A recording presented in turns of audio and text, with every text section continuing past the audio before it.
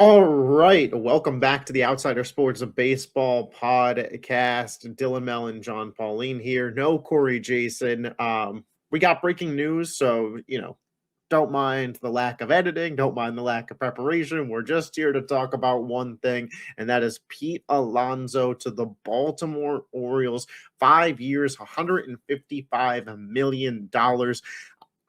I feel like unintentionally we alluded to this yesterday when talking about the Orioles and the fact that they had an offer in on Schwarber. We said at least Baltimore is clearly trying this offseason. We don't know if they'll bring in a big time free agent, but we knew that they were trying with some of the moves that they made. They brought in Taylor Ward, they signed Ryan Helsley, and now the biggest domino I would imagine of their offseason, they've brought in Pete Alonso. We'll talk about what that means for the Mets because obviously we, do talk a lot about the Mets and the NL East. But I want to start with Baltimore because Baltimore coming into last season was expected by many to take a jump to potentially be a World Series caliber team. And obviously they fell flat on their face and did not end up in that spot. And there's a lot of teams in baseball that would say, you know what? We have Jackson Holiday, we have Gunnar Henderson. We're just going to sit pat and see if we can figure it out. And Baltimore isn't doing that, and I want to applaud them for staying aggressive here and bringing in a Pete Alonso. He is a 272 batter with 38 home runs last year and 126 RBIs. Putting him in a lineup next to Gunnar Henderson, I mean, John, you're a de facto Orioles supporter. They're your AL team. They're my How AL team. how do I mean? And they're taking arguably the heart and soul of your Phillies' biggest rival, the Mets. So I don't know if this could have been a bigger win for you. Honestly, we thought it because we saw the report that the Pete Alonso was going to meet with the Red Sox and the Orioles at winter meetings and stuff. And I thought he was for sure going to Boston, by the way. I thought it was Boston because that's a better situation. You're looking like he can really win, go far, possibly win a World Series in Boston and stuff. But he went to the Orioles and they shelled out the money for him and gave him the contract he wanted that the Mets would not give him. And you look at it, if you're a Mets fan, you have to be feeling bad right now because Nemo's gone, D is gone. Now you lost Alonso. Everything like the Mets, I'm happy because to me, I'm looking at the Mets seem like they're in shambles right now. We will talk about the Mets in just a second. I do want to focus a little bit on Baltimore. I know Corey and Ben in our group chat, their immediate thought was to talk about the Mets and crap all over the Mets. And I actually have a kind of a positive take on the Mets side of things that I think is going to be unpopular. Maybe not unpopular, but uncommon that I do want to reveal. But for the Orioles perspective, my guess is they are done adding to the lineup after this. They traded for Taylor Ward. They brought in Pete Alonso. You have Jackson Holiday. You have Jordan Westburg. You have Henderson. You have, Colton Cowser. Like, you are set. Adley Rushman. Like, you are set lineup-wise now if you're Baltimore. I still think that they need to add multiple starting pitchers at this point in time. Like, you still can't roll out there with just Eflin as the guy. We'll see. But Baltimore, again, it's December 10th, and they have the biggest signing. Because maybe Schwarber's a more impactful player, but the Phillies retained him. This is the biggest swing move. To me, this is a bigger swing move than even the Dodgers getting Diaz. Like, Baltimore, in this sense, has given themselves probably a top 10 lineup in baseball. And they're now real threats, in my estimation, if they could just be okay at starting pitching. Well, if they make, there's still some free agent pitchers left on the market. Oh, yeah. And stuff. And they have plenty of prospects to trade if they want to, go in on pitchers, if they want to trade for a pitcher. So, if they make one big move and get one big starting pitcher name, they literally just, I think, flip the script here and now are going to be, you're going to be in talks that they might win the AL East.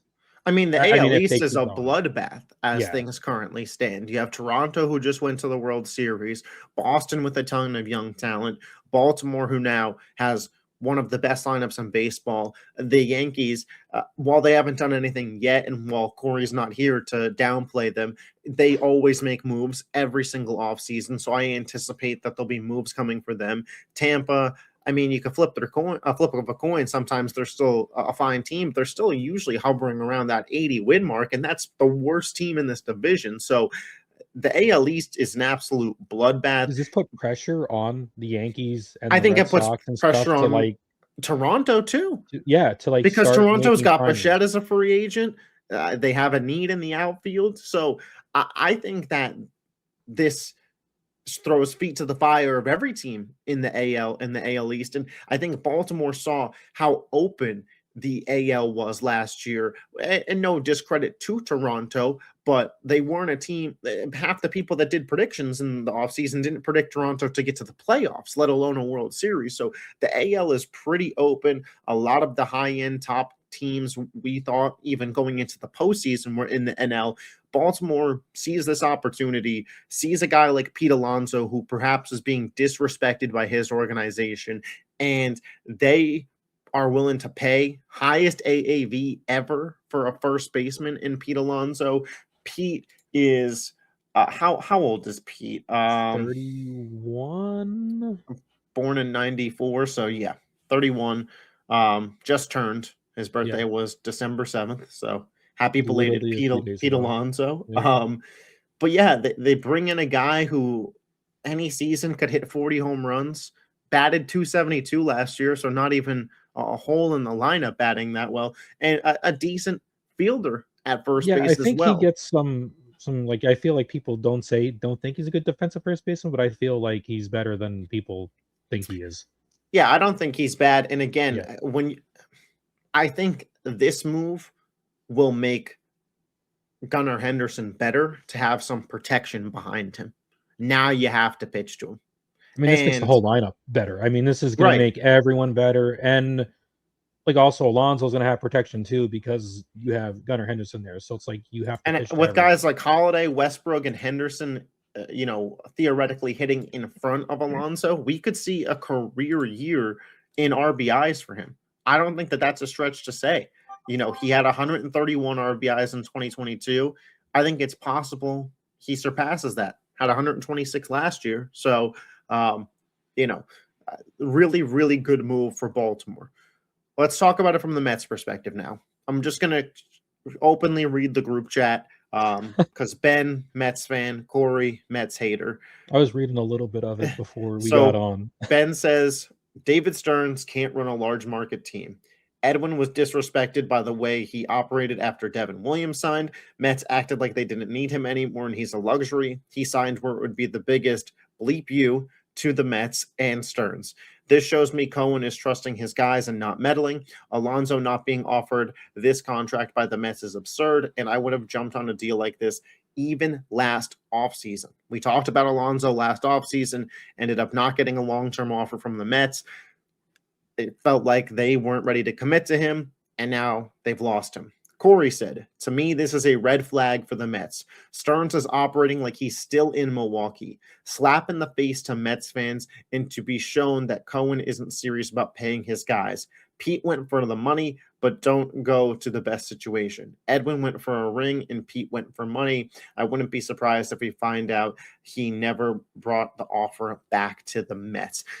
Listen, I don't agree with Corey that Pete went just for the money because I do think Baltimore, if they were saying, because we were going through the teams that have the most money to play with, and Baltimore was on that list, so Baltimore could certainly pay pitching. I think Baltimore with Gunnar Henderson and some of their guys could have said to Pete, "Hey, like you're the missing piece for this lineup," and could have sold him on it better than even Boston did.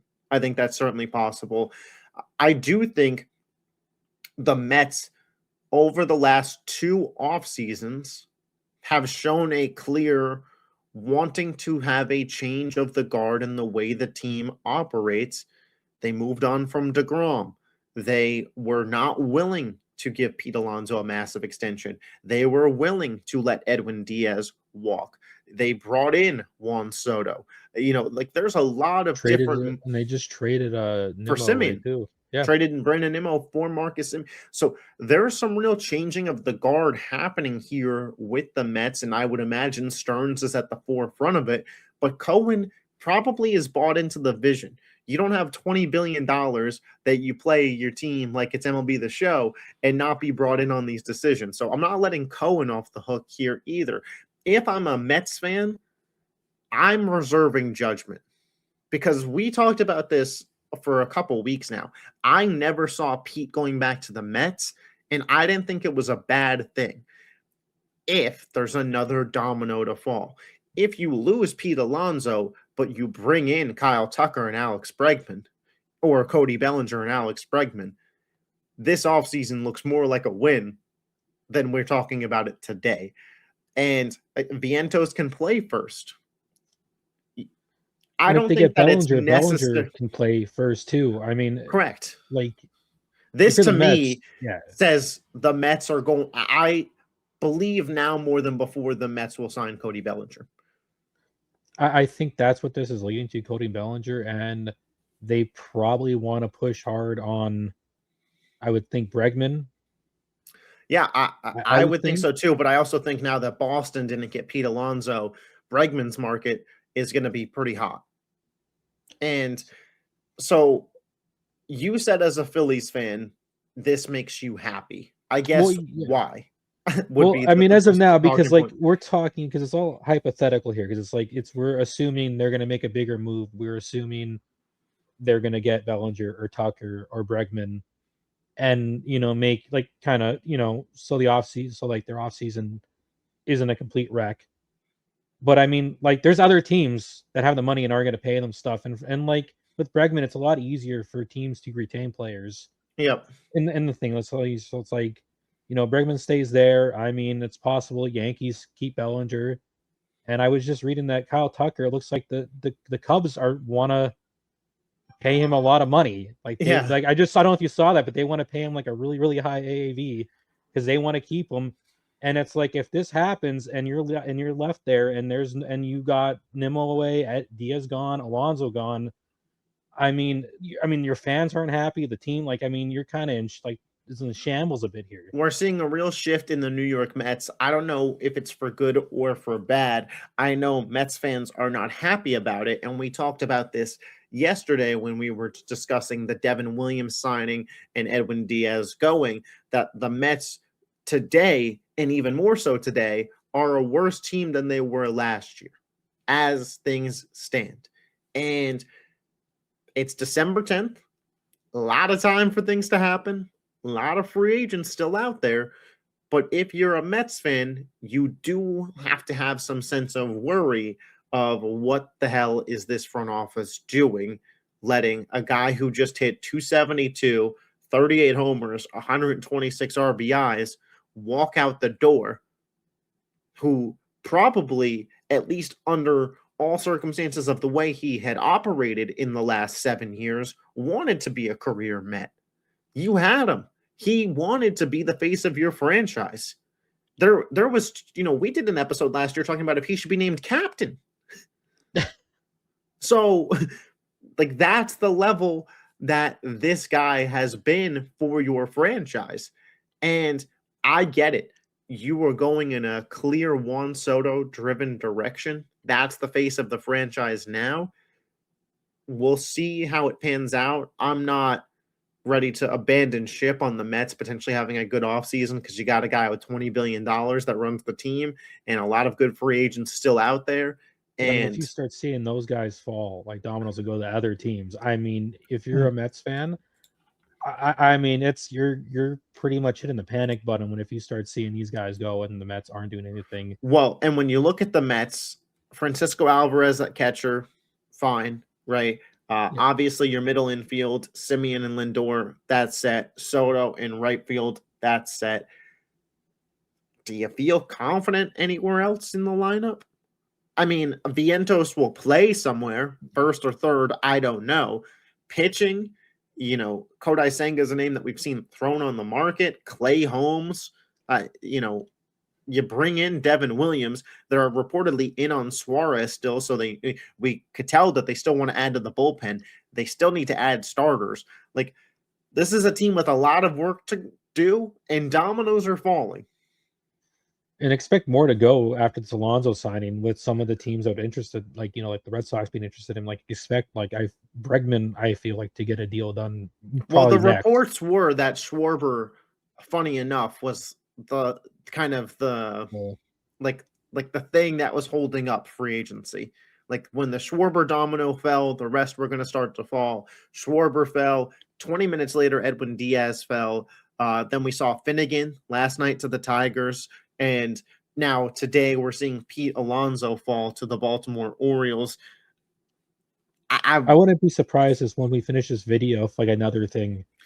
Yeah, I honestly I would not be I surprised. was just sitting here a little bit extending the conversation just to see, but 15 minutes feels like a good spot to end the video. We're going to try and do more of these for you guys this off season. The support on the channel has been growing, so we want to kind of return the favor. The weekly podcast is still kind of the best way for all three of us to get together and give you guys long form content. But if you guys do like these shorter videos, be sure to let us know by hitting the thumbs up button in the comment section. We'll catch you guys maybe next Wednesday, maybe before next Wednesday. Later today again. Yeah, I mean, if the Yankees make a move, we'll just phone Corey in. But until next time, we'll catch you guys later. Make sure to hit that like and subscribe button.